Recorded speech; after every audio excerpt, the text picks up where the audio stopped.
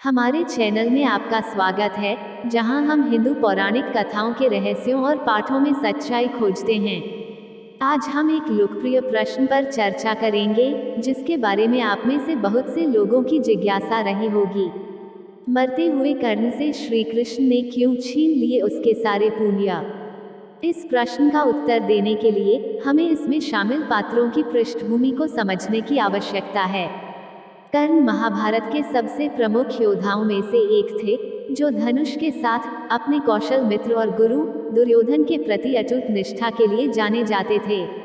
उनका जन्म पांडवों की माता कुंती से हुआ था, लेकिन उनका पालन पोषण एक सारथी ने किया, जिसने उन्हें समाज से बहिष्कृत कर दिया। कुंती युद्ध से पहले कर्ण से मिली थी और उसे पांडवों में शामिल होने के लिए कहा था, लेकिन कर्ण ने दुर्योधन के प्रति अपनी वफादारी का हवाला देते हुए मना कर दिया था। तब कुंती कर्ण से एक वचन लेती हैं और कर्ण से कहती हैं कि तुम अपने भाइयों का वध नहीं करोगे। इस पर कर्ण माता कुंती को वचन देते हैं कि माँ, मैं अर्जुन के अतिरिक्त किसी पर भी अस्त्र शस्त्र का प्रयोग नहीं करूँगा। सूर्य पुत्र होने के कारण कर्ण के पास सूर्य के दिए हुए कवच और कुंडल थे, जिनके रहते कर्ण को कोई भी मार नहीं सकता था। महाभारत के युद्ध में कर्ण दुर्योधन की तरफ थे। भगवान कृष्ण जानते थे कि कर्ण के रहते पांडव कभी कौरवों से नहीं जीत सकते हैं। इस पर भगवान श्री कृष्ण ने कर्ण के कवच और कुंडल प्राप्त करने की एक योजना बनाई। इसके लिए इंद्र को भेष बदलकर कर्ण के पास भेज दिया। कर्ण वीर होने के साथ साथ दानवीर भी थे। कर्ण के द्वार से कोई भी व्यक्ति खाली नहीं जाता था। इंद्र को साधु के भेष में देखकर कर्ण ने उनसे उनकी इच्छा पूछी। तब इंद्र ने कर्ण से दान मांगने से पहले वचन मांगा। कर्ण ने भी वचन दे दिया कि जो मांगोगे वह दान में दिया जाएगा। वचन मिलते ही इंद्र ने कर्ण से कवच और कुंडल दान में मांग लिए।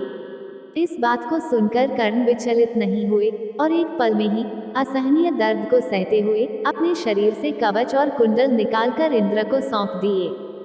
महाभारत के अंतिम युद्ध में कर्ण पांडवों के सबसे कुशल योद्धा अर्जुन के खिलाफ लड़ रहा था।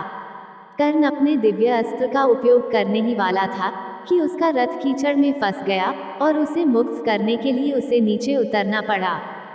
यह इस समय था कि श्री कृष्ण, जो अर्जुन के सारथी थे, ने अर्जुन को कर्ण को मारने की सलाह दी। वे जानते थे कि कर्ण का वध करने का यही सही समय है।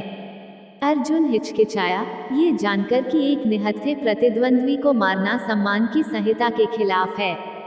लेकिन श्री कृष्ण ने उन्हें याद दिलाया कि कर्ण ने कभी भी पांडवों पर कोई दया नहीं दिखाई और वास्तव में अर्जुन के पुत्र अभिमन्यु को गलत तरीके से मारा था। अर्जुन ने श्री कृष्ण की सलाह का पालन किया और कर्ण को मार डाला, जो भारी मन से मर गया, ये जानकर कि वह गलत तरीके से हार गया था। इसी समय श्री कृष्ण कर्ण के पास पहुंचे और उसके सभी पुण्यों को ले लिया, केवल उसके पापों को छोड़कर। श्री कृष्ण द्वारा किया गया ये कार्य कठोर लग सकता है, लेकिन यह एक कारण से किया गया था। कर्ण हमेशा से एक महान योद्धा रहा था, लेकिन दुर्योधन के प्रति उसकी वफादारी ने उसे सच्चाई के प्रति अंधा कर दिया था।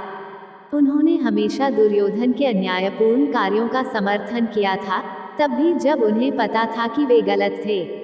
उसके गुणों को दूर करके श्री कृष्ण ने ये सुनिश्चित किया कि कर्ण को एक महान योद्धा के रूप में याद किया जाएगा, लेकिन एक दोषपूर्ण चरित्र के रूप में भी, जिसने जीवन में गलत चुनाव किए थे। और इस प्रकार कर्ण और श्री कृष्ण की कहानी हमें जीवन में सही चुनाव करने के महत्व और हमारे कार्यों के परिणामों के बारे में सिखाती है। देखने के लिए धन्यवाद और हिंदू पौराणिक कथाओं से ऐसी और दिलचस्प जानकारी के लिए हमारे चैनल को सब्सक्राइब करना न भूलें। जय श्री कृष्ण।